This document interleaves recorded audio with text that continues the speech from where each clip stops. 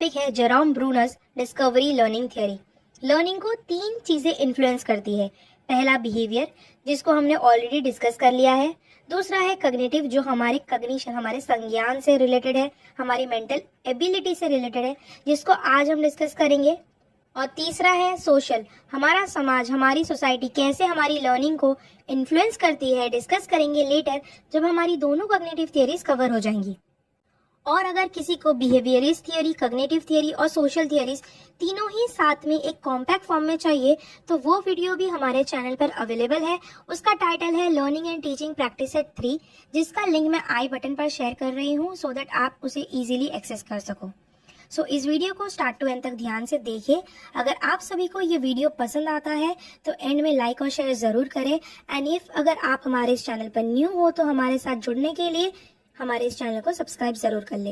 Now let's go ahead and begin our today's session.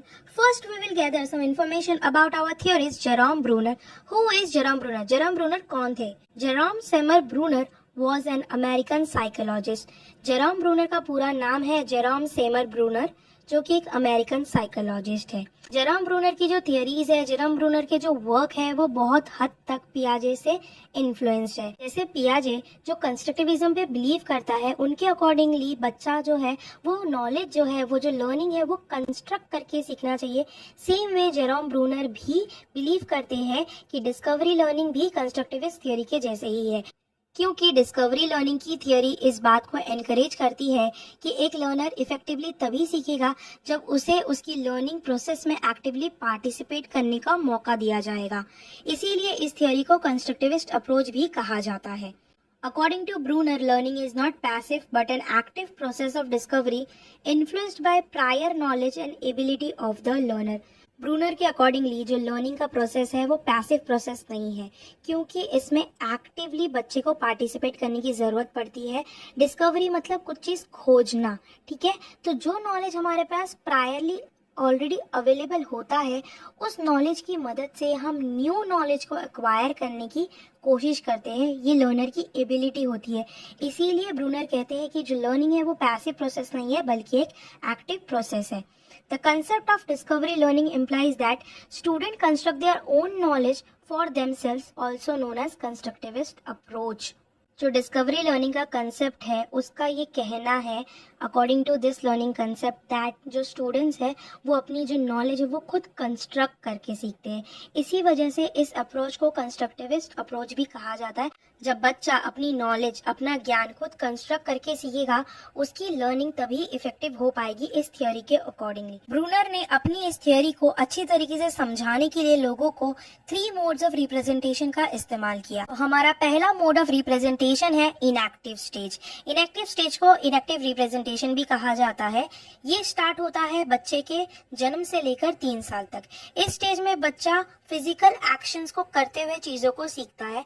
इसी वजह से इस स्टेज को एक्शन बेस्ड स्टेज भी कहा जाता है। नेक्स्ट स्टेज है iconic stage. Iconic stage is also known as iconic representation. ये जैसे ही हमारा इनएक्टिव स्टेज खत्म होता है 3 साल पर, वहीं से स्टार्ट हो जाता है। 3 इयर्स से 7 इयर्स तक ये स्टेज जो है वो चलता है। इस स्टेज में बच्चा इमेजेस को देख के सीखता है और विजुअल रिप्रेजेंटेशंस पे बिलीव करता है, ठीक है। अगर आप बच्चे को बोलोगे ट्री कौन सा है, जब तक आप उसको दिखाओगे नहीं कि ट्री क्या है, उसको उस चीज का पिक्चर नहीं दिखाओगे, तब तक बच्चा अच्छे से उस चीज को नहीं समझ पाएगा। तो इस स्टेज में बच्चा पिक्चर्स को देखकर उसके बारे में जो इंफॉर्मेशन है उसको कंस्ट्रक्ट करता है। And then last comes our third stage, symbolic stage, which is also known as symbolic representation. ये स्टेज स्टार्ट होता है 8 years onward से। इस स्टेज में जो भी इंफॉर्मेशन बच्चा गैदर करता है, अब बच्चे को ऑलरेडी पिक्चर्स, आइकन्स सब कुछ समझ आने लगा है, ठीक है। तो अब जो भी इंफॉर्मेशन बच्चा गैदर करेगा वो रीडिंग करके, वो रिसर्च करके चीज़ों को सीखेगा। यहाँ पर वो जो भी वर्ड्स या सिंबल्स पहले से उसको पता है, उन सारी चीज़ों के इस्तेमाल से न्यू इन्फॉर्मेशन को एक्वायर करने की कोशिश करेगा। इसी वजह से इस स्टेज को सिंबॉलिक स्टेज कहा जाता है, बिकॉज यहाँ पर बच्चा जो है फोकस करता है वर्ड्स के ऊपर, सिम्बॉल्स के ऊपर। क्लियर? ये तो वो 3 स्टेजेस है जो लर्निंग में इंक्लूड होता है, जिसकी मदद से बच्चा जो है ना वो चीज़ों को एक्वायर करता है, न्यू नॉलेज को सीखता है। पर इन सारी चीज़ों को सिखाने के लिए आपको कुछ प्रिंसिपल्स को फॉलो करने की ज़रूरत पड़ेगी डिस्कवरी लर्निंग में। तो आज का हमारा सबसे पहला प्रिंसिपल है प्रॉब्लम सॉल्विंग। सबसे पहले तो आपको अपने स्टूडेंट्स के सामने different different types of problems and challenges लाना पड़ेगा और उनके अंदर ये जो प्रॉब्लम सॉल्विंग एबिलिटी है उस चीज़ को डेवलप करनी पड़ेगी, इनकलकेट करनी पड़ेगी, सो दैट वो न्यू चीज़ें, न्यू इन्फॉर्मेशन को ना खोज कर सीखने की कोशिश करे, अपनी लर्निंग को खुद कंस्ट्रक्ट करे, जो उनके प्रॉब्लम्स है, जो उनके चैलेंजेस है उसको वो खुद सॉल्व करने की कोशिश करे। इसीलिए जो भी टॉपिक आप उनको सिखाना चाहते हो उनके सामने चैलेंज की तरह से प्रेजेंट कीजिए, सो दैट उसको वो प्रॉब्लम समझ के सॉल्व करने की कोशिश करे, जो नॉट ओनली उनको स्कूल करियर में हेल्प करेगा बल्कि थ्रू आउट द ईयर जब तक वो जिंदा रहेंगे तब तक उनकी जिंदगी में ये जो प्रॉब्लम सॉल्विंग एबिलिटी है वो हेल्प करती रहेगी। क्लियर? अगला प्रिंसिपल है इंटीग्रेटिंग एंड कनेक्टिंग। मतलब जो भी आपका कंटेंट है वो रेलेवेंट होना चाहिए, एक कंटेंट दूसरे कंटेंट से कनेक्शन बनाना चाहिए, जिसको बच्चा खुद को उसको ऐसा लगे सीखते वक्त कि हाँ ये तो मैं सही चीज़ें सीख रहा हूँ, ये मेरे काम की चीज़ है। क्योंकि जब तक बच्चा उसके माइंड में ये चीज़ नहीं बिठाएगा कि ये जो भी कंसेप्ट या कंटेंट वो सीख रहा है ये उसके लिए हेल्पफुल है, तब तक उसके लिए वो जो लर्निंग है वो इफेक्टिव नहीं बन पाएगी। इसीलिए मेक श्योर कि जो भी आप कंटेंट प्रेजेंट करो वो आपके स्टूडेंट के लिए रेलिवेंट हो और कनेक्टेड हो, जिससे वो खुद को कनेक्टेड फील कर सके। स्पेशली जब आप कोई भी एब्स्ट्रैक्ट कॉन्सेप्ट को समझाना चाहते हो अपने बच्चों को, तो उसके लिए आप ऐसे टॉपिक्स का, ऐसे एग्जाम्पल्स का इस्तेमाल करें जो कॉन्क्रीट हो, जिससे बच्चा कनेक्टेड फील करे। ठीक है ना? तभी बच्चा अगर कोई चीज़ों को देख सकेगा, छू सकेगा, तभी उन सारी चीज़ों को वो सीख पाएगा। अगला प्रिंसिपल है analysis and interpretation. Analysis interpretation का मतलब ये हुआ जो भी उनके सामने टॉपिक, कंटेंट या इंफॉर्मेशन अवेलेबल है अपने स्टूडेंट्स के सामने, पहले तो उनको एनालाइज करना सिखाइए, चीज़ों को तोड़ तोड़ के समझना सिखाइए, फिर उनको चीज़ों को ऑर्गेनाइज या फिर रीऑर्गेनाइज करना सिखाइए। उनके दिमाग में उस आइडिया को, उस रिलेशनशिप को समझना बहुत ही इम्पॉर्टेंट है अगर वो कोई भी इंफॉर्मेशन को सीखना चाहते हैं तो। एंड स्पेशली जो भी आप न्यू इन्फॉर्मेशन आप अपने स्टूडेंट्स को समझाना चाहते हो, मेक श्योर कि आप उनके पास जो प्रायर नॉलेज अवेलेबल है उन सारी चीज़ों से कनेक्ट करके उनको वो न्यू टॉपिक सिखाओ। Because in the process of analysis and interpretation it is most important to make your student understand कि what they have to figure out in the particular content। आखिर में उनको उस पर्टिकुलर कंटेंट में समझना क्या है, तभी वो लोग उस चीज़ को अच्छी तरीके से समझ पाएंगे। क्योंकि डिस्कवरी लर्निंग का आइडियोलॉजी, मेन टारगेट यही है कि आप जो भी आपके बच्चों को सिखाओगे, कोशिश यही रहनी चाहिए कि बच्चा खुद से उस चीज़ को, अपनी लर्निंग को कंस्ट्रक्ट कर रहा है, खुद से चीज़ों को खोज के सीख रहा है। इसीलिए डिस्कवरी लर्निंग की प्रोसेस में इस प्रिंसिपल को इंक्लूड करना बहुत ही इम्पोर्टेंट है। क्लियर? नेक्स्ट प्रिंसिपल है लर्नर्स मैनेजमेंट। क्लासरूम में एक लर्नर तो अवेलेबल नहीं होता है, तो ये बहुत ही टफ टास्क हो जाता है एक टीचर के लिए, क्योंकि टीचर को कोशिश ये करनी चाहिए कि जितने भी लर्नर्स क्लासरूम में अवेलेबल है उनके क्लास के दौरान हर एक लर्नर एक पर्टिकुलर काम से एंगेज होना चाहिए। हर लर्नर एक अलग एबिलिटी रखता है, हर लर्नर एक अलग आइडियोलॉजी रखता है। इसीलिए एज अ टीचर आपको मेक श्योर करना पड़ेगा आपके क्लासरूम में कि हर एक बच्चे को उसके कंफर्ट जोन के हिसाब से, उसके कंफर्ट के हिसाब से, उसके आइडिया के हिसाब से, उसकी एबिलिटी के हिसाब से उसको कंटेंट मिले, उसको रिसर्च करने का मौका मिले, इन्फॉर्मेशंस मिले। क्योंकि बच्चा जब अपने कंफर्ट जोन में रहकर काम करेगा, अपनी मेहनत से चीज़ों को करने की कोशिश करेगा, तभी उसकी जो लर्निंग है वो इफेक्टिव बन पाएगी। इसीलिए कहा जाता है कि डिस्कवरी लर्निंग में लर्नर मैनेजमेंट एक बहुत ही इंपॉर्टेंट टास्क है और बहुत ही टफ टास्क है टीचर के लिए। बिकॉज यहाँ पर टीचर एक पैसिव रोल प्ले करती है एंड लर्नर एक एक्टिव रोल प्ले करता है, क्योंकि यहाँ पर लर्नर को मेन काम करना रहता है। जो भी इंफॉर्मेशन सीखना है वो लर्नर को सीखना है, टीचर बस एक गाइड के जैसा काम करती है वहाँ पर, सो दैट वो ये चेक कर सके कि जो बच्चा है वो सही डायरेक्शन में जा रहा है या नहीं और सही नॉलेज एक्वायर कर रहा है या नहीं। तो लर्नर मैनेजमेंट बहुत इंपॉर्टेंट टास्क है। And the last principle is failure and feedback. बच्चा जब पहले कोशिश करेगा तो डेफिनेटली ज़रूरी नहीं है कि हर बच्चा पहली बार में ही पास हो जाए या हर बच्चा पहली बार में ही टास्क को कंप्लीट कर ले। तो इसीलिए जो उसके फेलियर्स है उससे वो चीज़ों को सीखेगा। फेलियर का मतलब ये नहीं होता है कि अब उसकी जो एबिलिटी है वो नहीं है, वो उस काम को नहीं कर सकता, बल्कि फेलियर से बच्चा ये सीखेगा कि अगर वो इस पर्टिकुलर डायरेक्शन में जाएगा तो उसको नेगेटिव आउटकम मिलेगा। अगर उसको पॉजिटिवली कोई चीज़ को करना है तो उसको दूसरा रास्ता फॉलो करना पड़ेगा, दूसरे स्टेप्स लेने पड़ेंगे, जिससे जो उसका काम है वो प्रॉपरली और स्किलफुल तरीके से होगा। बार बार कोशिश करने से ही बच्चा अपनी एक्सपीरियंस से जो स्किल्स है, जो आर्ट है, जो लर्निंग है, इंफॉर्मेशन है, उन सारी चीज़ों को एक्वायर करता है। इसीलिए लर्निंग का एक बहुत ही इंपॉर्टेंट पार्ट है फेलियर एंड फीडबैक। बिकॉज अपने फेलियर से हमको ये फीडबैक मिलता है हमारी कमी कहाँ रह गई, हम कहाँ पर कम पड़ गए, हमने कहाँ पर ज़्यादा मेहनत करनी चाहिए, कहाँ पर हमको कम ध्यान देना चाहिए।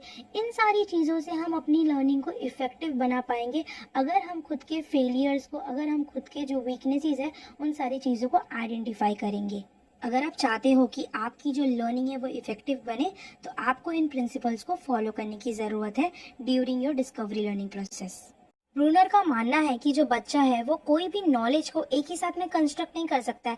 अगर आप किसी भी बच्चे को कुछ चीज़ सिखाना चाहते हो तो आपको उसको डिफरेंट स्टेजेस में थ्रू आउट द ईयर्स जो है वो करिकुलम में आपको उसको तोड़ तोड़ के सिखाना पड़ेगा। आप एक ही साथ अगर बच्चे को कुछ चीज़ सिखाना चाहोगे तो एक साथ में सीखना पॉसिबल नहीं है, और अगर वो सीख भी लेगा तो वो जो लर्निंग है वो इफेक्टिव नहीं रहेगी और ज़्यादा लंबे समय तक बच्चे को वो चीज़ समझ में आएगी भी नहीं। तो इसीलिए उन्होंने एक अलग टाइप का करिकुलम जो है ना प्रेजेंट किया अपनी इस अंडरस्टैंडिंग के बेसिस पर, जिसको कहते हैं स्पाइरल करिकुलम। सो अब जानेंगे हम कि स्पाइरल करिकुलम क्या है। A spiral curriculum can be defined as a course of study in which students will see the same topics throughout their school career with each encounter increasing in complexity and reinforcing previous learning. For example spiral curriculum में क्या होता है, जो छोटे छोटे topics है उसको इस्तेमाल किया जाता है बच्चे के इनिशियल ईयर्स में से, और जब तक उसका पूरा स्कूल खत्म नहीं होता है तब तक उस टॉपिक को हर एक लेवल में धीरे धीरे करके उसको सिखाया जाता है। क्योंकि डिस्कवरी लर्निंग का बेसिस ही ये है कि जो स्टूडेंट्स है वो जो भी नॉलेज एक्वायर करता है वो उसके पास जो प्रीवियस नॉलेज अवेलेबल रहती है उसी की मदद से वो जो न्यू नॉलेज है वो फॉर्म करता है। इसीलिए इस टाइप के करिकुलम में हम ये कह सकते हैं कि जो नोन टू अननोन वाला मैगजीम है और सिंपल टू कॉम्प्लेक्स वाला मैगजीम है यूज किया जाता है इस टाइप के करिकुलम में। फॉर एग्जाम्पल जैसे कि स्टैंडर्ड 1 में जब हम बच्चों को एडिशन सिखाते हैं तब वहाँ पर हम 1 डिजिट का इस्तेमाल करते हैं, फिर धीरे धीरे हम उनको 2 डिजिट एडिशन सिखाते हैं, फिर धीरे धीरे हम उनको 3 डिजिट से 4 डिजिट 5 डिजिट ऐसा करके हम सिखाने लगते हैं। सो इस तरह से हमारे स्कूल करियर में थ्रू आउट द ईयर हमको अलग अलग स्टेजेस में एक ही कंसेप्ट को तोड़ तोड़ के सिंपल से कॉम्प्लेक्स की तरफ सिखाया जाता है। सो सिंपल टर्म्स की मदद से हमको फिर जो कॉम्प्लेक्स टर्म्स हैं वो सिखाया जाता है इस करिकुलम के अकॉर्डिंगली। चलिए अब आगे बढ़ते हैं और डिस्कस कर लेते हैं एजुकेशनल इम्प्लीकेशंस। किस तरीके से हम इस थियोरी को अपने एजुकेशन में, अपने क्लासरूम में अप्लाई कर सकते हैं हमारे स्टूडेंट्स की लर्निंग को एनकरेज और इफेक्टिव बनाने के लिए। सबसे पहला इम्प्लीकेशन है, it supports an active engagement of the learner in the learning process. Discovery learning का जो प्रोसेस है उसमें लर्नर क्या करता है, खुद इन्वॉल्व होता है अपनी लर्निंग में। डिस्कवरी लर्निंग का मेन कंसेप्ट ही ये है कि जो लर्नर है वो अपनी लर्निंग में एक्टिवली पार्टिसिपेट करे, क्योंकि जब लर्नर अपनी लर्निंग में एक्टिवली पार्टिसिपेट करता है तो उसकी लर्निंग इफेक्टिव होती है। तो ये थियोरी लर्नर के एक्टिव एंगेजमेंट को सपोर्ट करती है उसके लर्निंग प्रोसेस में। क्लियर? नेक्स्ट इम्प्लीकेशन है, it produces a sense of excitement and self motivation. जब बच्चा धीरे धीरे लर्निंग में पार्टिसिपेट करने लगेगा तो वो चीज़ों को सीखने लगेगा। तो जब स्टूडेंट कुछ चीज़ नया सीखता है वो मोटिवेटेड फील होता है न्यू चीज़ों को सीखने के लिए, उसके अंदर अलग सा ही एक्साइटमेंट, अलग सा ही एंथुसियाज्म जो है ना जागने लगता है न्यू नॉलेजेस को अक्वायर करने का, न्यू डिस्कवरीज करने का। सो इस तरीके से ये जो थियोरी है लर्नर के अंदर सेल्फ मोटिवेशन और एक्साइटमेंट को प्रोड्यूस करती है, एनहांस करती है। नेक्स्ट इम्प्लीकेशन है, it enables the development of life long learning skills. अब हम जो भी चीज़ या टॉपिक अपने स्टूडेंट्स को सिखाते हैं, हमारी कोशिश और हमारी आइडियोलॉजी यही रहती है कि हम जो भी सिखाएं वो उनके खाली स्कूल करियर तक ही सीमित ना रहे, बल्कि ज़िंदगी में हर पड़ाव में उनका वो साथ दे। ठीक है, तो डिस्कवरी लर्निंग का एक्चुअल कंसेप्ट ही यही है कि बच्चा अपनी नॉलेज खुद कंस्ट्रक्ट करेगा। जब उसने अपनी नॉलेज, अपनी लर्निंग खुद कंस्ट्रक्ट की है तो उसकी लर्निंग क्या होगी, लाइफ लॉन्ग लॉन्ग होगी या नहीं होगी? ऑब्वियसली लाइफ लॉन्ग होगी, क्योंकि ये चीज उसने खुद खोज के, खुद डिस्कवर करके सीखा है, इसलिए। Next implication, it aids the students in effective memory and transfer to new learning situations. जब स्टूडेंट्स अपनी लर्निंग को खुद कंस्ट्रक्ट करता है तो उसे वो तरीका हमेशा याद रहता है। तब जब उसके सामने कोई न्यू चैलेंज आती है तो वो सेम तरीका, सेम टेक्निक यूज करता है न्यू चैलेंजेस को, न्यू कंसेप्ट को सीखने के लिए, समझने के लिए। Clear? And our last implication is students become accountable to themselves for their learning. Students अपनी लर्निंग के लिए खुद रिस्पॉन्सिबल होते, खुद अकाउंटेबल होते, बिकॉज लर्निंग तब तक पॉसिबल नहीं है स्टूडेंट के लिए जब तक वो उस लर्निंग प्रोसेस में एक्टिवली पार्टिसिपेट नहीं करता है। तो स्टूडेंट्स को बाय हुक और बाय क्रुक लर्निंग में पार्टिसिपेट करना ज़रूरी हो जाता है, जिसकी वजह से स्टूडेंट्स न्यू न्यू चीज़ों को, न्यू न्यू कंसेप्ट को कंस्ट्रक्ट कर पाता है और इसी वजह से उनकी जो लर्निंग है वो इफेक्टिव हो जाती है। Clear? So our concept now ends here. Let's go ahead and discuss some important MCQs based on this topic to check our understanding. So हमारा पहला क्वेश्चन है, Bruner's 3 stages of cognitive representation follow which order from earliest to latest? इस theory को explain करते वक्त मैंने Brunner का जो मोड्स ऑफ रिप्रेजेंटेशन आपको एक्सप्लेन किया था उसे स्टेजेस ऑफ कॉग्निटिव रिप्रेजेंटेशन भी कहा जाता है। उसमें अर्लीस्ट मतलब पहले से लेकर लास्ट तक में कौन सा ऑर्डर फॉलो किया गया है वो आपको यहाँ पर बताना है। A symbolic, enactive, iconic. B enactive, iconic या symbolic. C enactive, symbolic and iconic. D iconic, enactive, symbolic. मैंने आपको क्या समझाया था? सबसे पहले बच्चा क्या करता है? चीजों को देखता है, ठीक है ना, उसको देखकर, उसको यूज करके अपने फिजिकल एक्शंस के थ्रू सीखता है, ठीक है, उसको एक्टिवली उसमें पार्टिसिपेट करने की जरूरत पड़ती है। फिर उसके बाद में वो पिक्चर्स को देखता है और फिर चीजों को रिलेट करता है, वर्ड्स को समझता है एंड फाइनली जो भी वर्ड्स या सिंबल्स उसने सीखा है उसके थ्रू नॉलेज को वो कंप्लीटली एक्वायर करता है। तो यहाँ पर हमारा करेक्ट आंसर है option B, enactive, iconic, symbolic. So enactive stage कब स्टार्ट होता है? बच्चे के जन्म से लेकर 3 इयर्स तक। आइकॉनिक स्टेज एग्जैक्टली 3 इयर्स से लेकर 7 इयर्स तक एंड सिंबॉलिक स्टेज 8 इयर्स से चालू हो जाता है। Clear? Now let's go ahead to our next question. Which among the following is correct age group of iconic representation? अब देखिए, जो मेरा पहला एक्सप्लेनेशन था पहले क्वेश्चन में उसी पे बेस्ड ये सेकेंड क्वेश्चन है। आइकॉनिक रिप्रेजेंटेशन में कौन सा एज ग्रुप इंक्लूडेड है? हमारे ऑप्शंस है ए 2 to 3 years, B 7 to 9 years, C 3 to 7 years and D 5 to 7 years. So यहाँ पर हमारा करेक्ट आंसर है option C 3 to 7 years. Iconic representation start होता है एज पर the theory. Okay, question number 3, which category is language based? किस category को language based कहा गया है? हमारे ऑप्शंस है A iconic, B enactive, C visual या फिर डी सिंबॉलिक। तो यहाँ पर हमारा करेक्ट आंसर है ऑप्शन डी सिंबॉलिक। इस स्टेज में बच्चा सिंबल्स को अच्छी तरीके से समझता है, वर्ड्स को अच्छी तरीके से समझता है, इसी वजह से इस स्टेज को लैंग्वेज बेस्ड स्टेज भी कहा जाता है। सो आज का हमारा लास्ट क्वेश्चन है, teacher Mantasa starts a lesson in discussing the multiplication table. Before teaching her students to multiply one digit to another digit, is the teacher applying spiral approach? क्या आपको लगता है क्लासरूम में टीचर मंताशा पहले टेबल से start करती है, अपने स्टूडेंट्स को पहले वो टेबल सिखाती है, फिर वो अपने स्टूडेंट्स को एक डिजिट से दूसरे डिजिट को कैसे मल्टीप्लाई करते हैं वो सिखाती है? तो क्या ये जो टीचर है वो स्पाइरल अप्रोच इस्तेमाल कर रही है? What you think? तो हमारे ऑप्शंस है ए नो या फिर बी यस।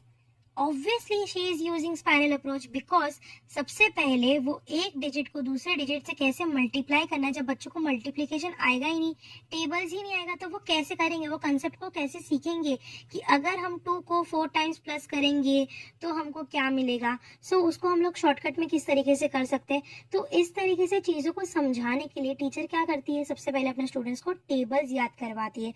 जब बच्चों को टेबल्स बाय हार्ट हो जाते हैं, एटलीस्ट 2 से लेकर 10 तक टेबल जब याद हो जाते हैं, तब टीचर उनको किस तरीके से एक डिजिट दूसरे डिजिट से मल्टीप्लाई होता है और किस बेसिस में होता है वो सिखा रही है। तो स्पाइरल अप्रोच का तो मतलब यही हुआ ना, सबसे सिंपल टर्म्स को तोड़ तोड़ के धीरे धीरे करके उनको अच्छी तरीके से जो कॉम्प्लेक्स टर्म है, जो मेन टर्म है, उसको सिखाना। सो इस केस में जो टीचर है वो स्पाइरल अप्रोच इस्तेमाल कर रही है, इसीलिए हमारा करेक्ट आंसर है ऑप्शन बी यस। तो आज का हमारा सेशन यहीं पर खत्म होता है। आई होप आप सभी को आज का हमारा सेशन पसंद आया होगा। अगर आप सभी को आज का हमारा सेशन पसंद आया है और हेल्पफुल लगता है तो इस वीडियो को लाइक और शेयर ज़रूर कीजिए। अगर आप हमारे इस चैनल पर न्यू हो तो मेक श्योर कि आप हमारे इस चैनल को जल्दी से जाके सब्सक्राइब कर लें और सब्सक्रिप्शन के बाद में बेल आइकन को ज़रूर टैप करना सो दैट आने वाले इंटरेस्टिंग वीडियोज़ के नोटिफिकेशन आपको लगातार मिलते रहे। Thanks a lot for watching. मिलेंगे बहुत ही जल्द हमारे अगले वीडियो में।